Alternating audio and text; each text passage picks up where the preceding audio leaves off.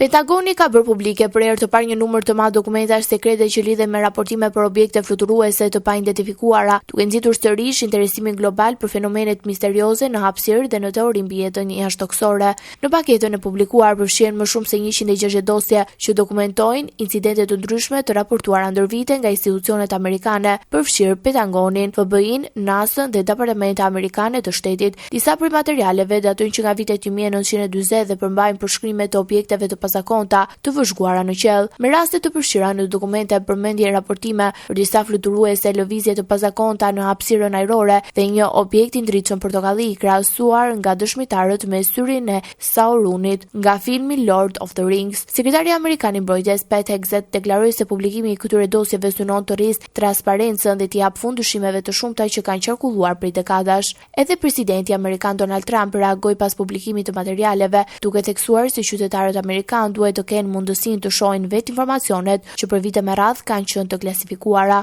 Dokumentet janë publikuar në faqen zyrtare të Departamentit Amerikan të Mbrojtjes dhe pritet të analizohen gjërësisht nga studiues, ekspert të aviacionit dhe komunitetit shkencor. Megjithëse autoritetet amerikane nuk kanë dhënë prova konkrete për ekzistencën e jetës jashtëtoksore, publikimi i dosjeve ka rikthyer debatin publik mbi fenomenet ajrore të pashpjegueshme dhe mundësinë që disa prej tyre mund të kenë për origjinë njerëzore.